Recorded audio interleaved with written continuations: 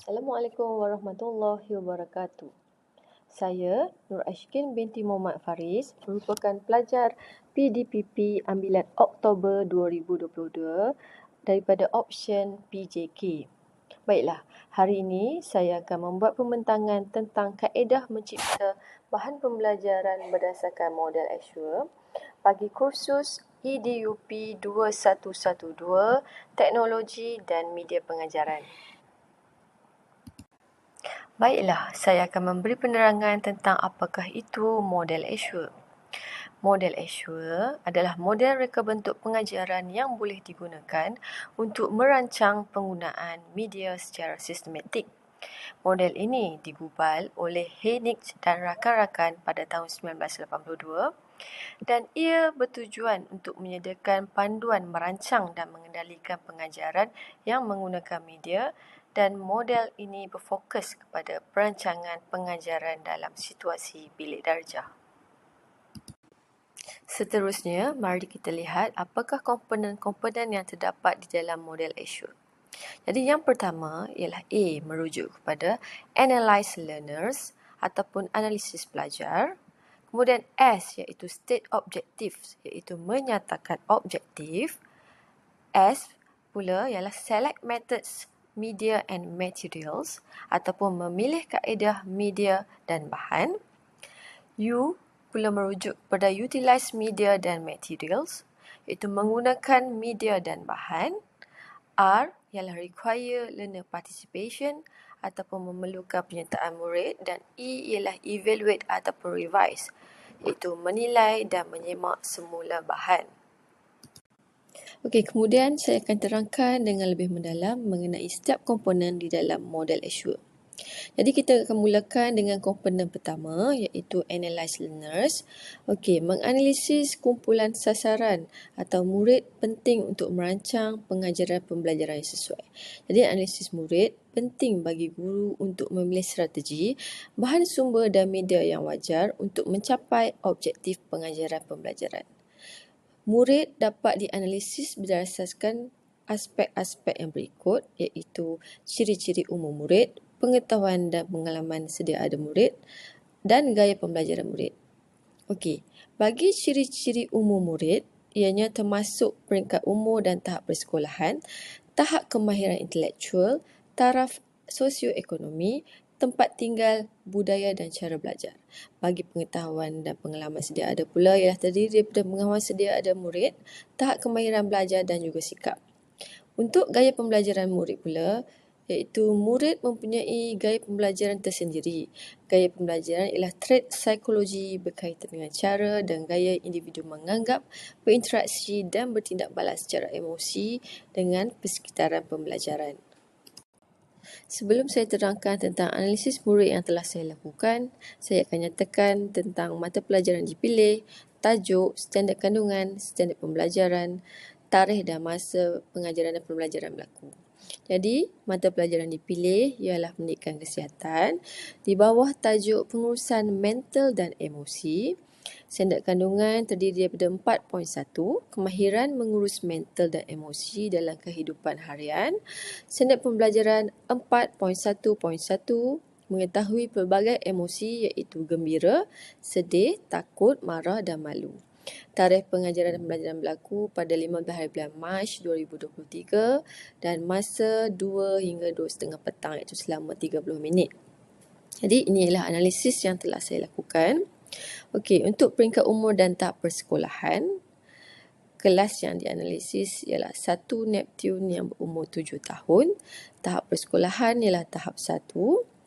Murid terdiri daripada 30 orang murid, iaitu murid lelaki seramai 18 orang dan murid perempuan 12 orang.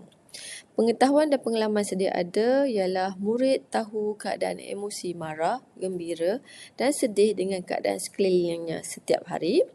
Tahap kognitif pula ialah pada peringkat sederhana, dan gaya pembelajaran murid oleh disebabkan setiap individu mempunyai gaya pembelajaran yang tersendiri. Jadi untuk murid tahun 1, gaya pembelajaran yang paling sesuai ialah gaya pembelajaran visual, iaitu jenis yang gemar belajar dengan huruf, gambar atau gambar ajar teks, benda-benda maujud dan sebagainya.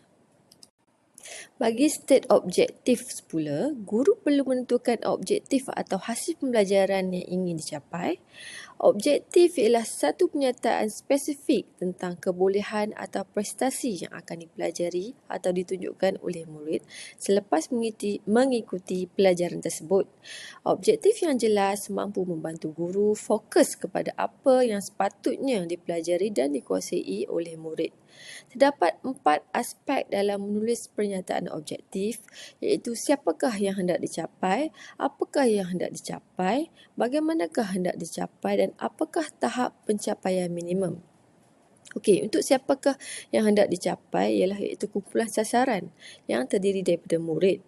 Contoh penulisan perlulah seperti pada akhir pembelajaran, murid dapat dan apakah yang hendak dicapai, iaitu apakah bentuk perlakuan baru, iaitu merujuk kepada tingkah laku baru yang hendak dibina atau dibentuk di dalam diri murid. Tingkah laku yang dinyatakan dalam objektif pembelajaran hendaklah dapat dilihat dan diukur pencapaiannya. Bagaimana hendak dicapai ialah apakah syarat perlakuan, bagaimana tingkah laku itu hendak dibuat, dalam situasi yang bagaimanakah tingkah laku itu dibuat, dan pernyataan objektif pengajaran hendaklah termasuk syarat bagaimana tingkah laku baru itu dapat diperhatikan. Apakah tahap pencapaian minimum ialah standard pencapaian dianggap sudah dikuasai. Penulisan tahap pencapaian boleh dinyatakan di dalam bentuk kualitatif atau kuantitatif. Contoh penulisannya ialah seperti sekurang-kurangnya 20 daripada 25 orang murid dapat. Baik, ini pula adalah objektif yang telah saya tentukan, iaitu dari segi kognitif. Objektifnya ialah sekurang-kurangnya 25 daripada 30 orang murid dapat menjawab dengan betul sekurang-kurangnya 3 daripada 5 jenis emosi pada lembaran kerja. Dan dari segi efektif pula ialah sekurang-kurangnya 25 daripada 30 orang murid menunjukkan kerjasama yang baik sesama rakan semasa melakukan aktiviti kumpulan. Baik, mari kita lihat pula kepada komponen select methods, media dan materials. Okey, pemilihan kaedah, media dan bahan adalah berdasarkan penggabungan beberapa faktor berikut, iaitu ciri-ciri murid, bentuk objektif, pendekatan pengajaran dan juga kekangan situasi pengajaran. Jadi untuk penentuan kaedah pengajaran perlulah bersesuaian dengan latar belakang murid yang pelbagai. Gabungan beberapa teknik dalam satu sesi pembelajaran adalah lebih berkesan. Penentuan kaedah hendaklah diasaskan kepada ciri-ciri murid, pengalaman sedia ada murid, gaya pembelajaran murid serta objektif pembelajaran yang hendak dicapai. Dari segi pemilihan format media pula, ia merujuk kepada bentuk fizikal sesuatu maklumat yang dipaparkan.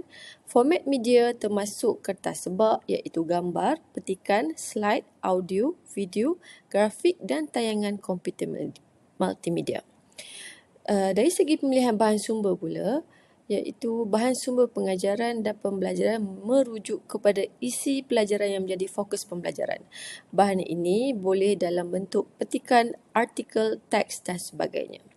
Kriteria pemilihan melibatkan 3 langkah berikut, iaitu memilih bahan sumber sedia ada, mengubah suai bahan sumber sedia ada dan mereka bentuk bahan sumber baru.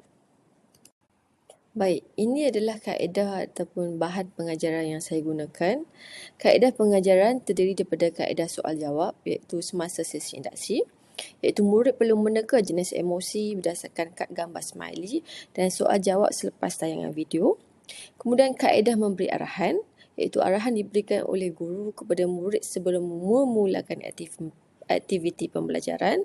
Kaedah permainan, terdapat permainan bola bergerak dan kaedah aktiviti berkumpulan, iaitu murid perlu melukis gambar muka smiley yang bersesuaian berdasarkan situasi yang diberikan. Jadi bahan yang digunakan adalah 2, iaitu buku teks dan latihan lah. Buku teks terdiri daripada buku teks pendidikan jasmani dan pendidikan kesihatan tahun 1. Dan latihan pula ialah soalan lembaran kerja berdasarkan soalan yang diambil dalam buku teks. Okey, untuk pemilihan format media, video ini ia dalam bentuk slide tetapi ianya divideokan, mempunyai gambar, teks dan juga audio. Seterusnya, bagi komponen Utilize Media dan Materials, ianya ialah strategi berpusatkan murid menjadikan penggunaan sumber pembelajaran oleh murid lebih utama berbanding media penyampaian guru. Bagi memastikan kejayaan penggunaan media dan bahan sumber, tindakan-tindakan berikut perlu dilakukan oleh guru, iaitu semak ataupun pratonton ataupun kaji bahan sumber sebelum digunakan dalam kelas. Kemudian sediakan bahan untuk penggunaan di dalam kelas, sediakan persekitaran yang sesuai untuk penggunaan, sediakan murid untuk mendapat manfaat daripada bahan sumber dan juga sediakan pengalaman pembelajaran bagi murid. Untuk penggunaan media dan bahan, ini adalah video yang saya gunakan semasa sesi induksi. Okey, ianya dapat membantu murid memberi gambaran awal tentang isi kandungan pembelajaran pada hari tersebut. Jadi video ini isi kandungannya amatlah bersesuaian untuk mencapai objektif pembelajaran. Kita lihat pula apakah itu komponen require learner participation. Untuk memastikan proses pembelajaran berjalan, murid perlu terlibat aktif dalam aktiviti pembelajaran. Kaedah ini dinamakan pembelajaran berpusatkan murid. Antara aktiviti yang boleh dilakukan adalah kuis, latih tubi, kerja berkumpulan, perbincangan, latihan dan projek. Okey, kemudian pengukuhan serta-merta perlu diberikan kepada murid yang memberi tindak balas. Ini sebagai satu kaedah merangsang atau motivasi kepada murid untuk menarik minat seterusnya turut terlibat aktif dalam aktiviti di dalam bilik darjah. Guru perlu memastikan bahan dan media yang dipilih dapat merangsang tingkah laku dan minda murid sepanjang proses pengajaran dan pembelajaran. Okey, untuk menggalakkan pelibatan aktif murid di dalam kelas, jadi ini merupakan aktiviti-aktiviti yang saya lakukan.